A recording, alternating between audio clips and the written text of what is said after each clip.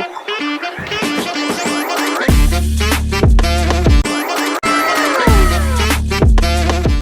Hello everyone, আসসালামু আলাইকুম। চলে আসছি আজকে নতুন একটি ব্লগ নিয়ে। অনেকে আসলে অনেকদিন ধরে জানতে চাচ্ছিলেন চট্টগ্রাম বিশ্ববিদ্যালয়ের বিজয় ২৪ হলে আমার রূপটি দেখতে কিরকম, আমরা পাবলিক বিশ্ববিদ্যালয়ের হলে কি কি ফ্যাসিলিটিস পেয়ে থাকি এবং রুমে কি কি আছে। তাহলে চলুন আজকে আমি আপনাদেরকে আমার রুমের একটি শর্ট ট্যুর দিয়ে আনি। Let's go. এটা হলো আমার রুম নাম্বার ৫২৭, আর এখানে আমাদের আগের রুমমেট সহ আমার নাম আছে। চলুন এবার আপনাদেরকে আমার রুম দেখাই। রুমে ঢোকার সাথে সাথে এরকম একটা ইন্টারফেয়ারেন্স দেখা যায় এবং আমাদের রুমে টোটাল 4টা বেড আছে এবং প্রতি বেডে ডাবলার সহ টোটাল এক রুমে 4 বেডে 8 জন থাকতে পারে। এটা হচ্ছে আমার পড়ার টেবিল এবং খাট। মূলত আমাদের হলে সবাইকে একটি খাট, একটি পড়ার টেবিল, একটি অ্যাটাচড আলমারি এবং লাইট দেওয়া হয়ে থাকে। এটা হচ্ছে আমার বেডের অ্যাটাচড আলমারি। ফার্স্ট ইয়ারে যখন সবাই ডাবলার হিসেবে উঠে তখন বেডের পাশাপাশি এই আলমারিটাও 2 জন ব্যবহার করে। এখানে আমি আমার কাপড় চোপড় রেখেছি। আলমারিটিতে 3টি তাক আছে। এই হচ্ছে আমার বেড। এই বেডটি সিঙ্গেল, তবে যখন ফার্স্ট ইয়ারে সবাই ডাবলার হিসেবে উঠে এই বেডে গাদাগাদি করে শুতে কী যে কষ্ট হয় তা আসলে বলে বোঝানো যাবে না। এবং আমার বিছানা থেকে অনেক সুন্দর প্রকৃতি দেখা যায়।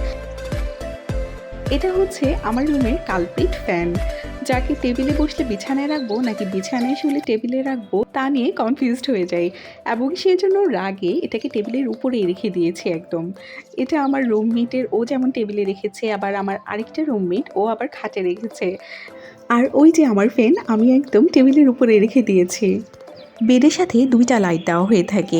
যখন রাতে সবাই ঘুমিয়ে যায় তখন টেবিল ল্যাম্প ব্যবহার করে যে যার মতো পড়াশোনা করে। রুমে কোনো স্টোর রুম দেওয়া নাই, আর সেজন্যই সবার বেডের নিচ সবার জন্য আলাদা আলাদা স্টোর রুম হিসেবে কাজ করে। এখানে যেহেতু আমাদের এনাফ জিনিসপত্র রাখার জায়গা নেই, তাই সবাই সবার পার্সোনাল র্যাকে জিনিসপত্র রাখে। আর খাটের নিচ স্টোর রুম হিসেবে তো আছেই। এখানে আমার বাকি 2 রুমমেটের বেডের জন্য 2টা আলমিরা এবং মাঝখানে যে বেডটি তার জন্য একটি সেপারেট আলমিরা রয়েছে। টানা বৃষ্টির কারণে কেউই আমরা বাইরে কাপড় চোপড় রোদে দিতে পারিনি, তাই রুমেই কাপড় শুকাতে দিতে হয়েছে। এখানে আমাদের রুম ক্লিনিংয়ের জিনিসপত্র রাখা।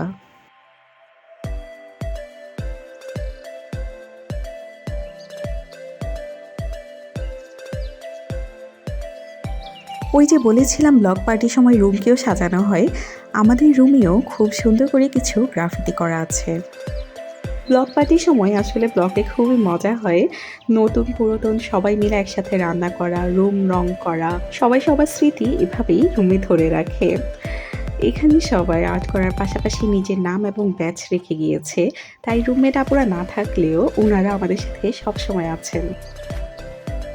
চট্টগ্রাম বিশ্ববিদ্যালয়ের বিজয় ২৪ হলে আমার রুমটি পড়েছে সি ব্লকে, এবং সি ব্লকে ওঠার সময় এই সিঁড়িটি পার হয়ে উঠতে হয় এবং যত ঝড় হোক আর বৃষ্টি হোক ওয়াশরুম কিংবা রান্নাঘর ইউজ করতে আমাদেরকে সবসময় এই সিঁড়িটি পার করে উঠতে হয়।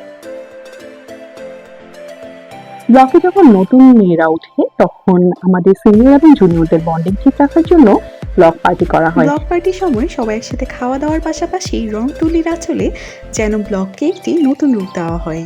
ব্লকে আমাদের রুমের ঠিক বাইরে একটি আয়না আছে এবং আমরা রেডি হওয়ার সময় কিংবা যাবতীয় কোথাও যাওয়ার সময় সবাই এই আয়নাটি ব্যবহার করে থাকি। রুম থেকে বের হলেই খুব সুন্দর প্রাকৃতিক সিনারি এবং ঠিক সামনেই শামসুন্নাহার হল দেখা যায়।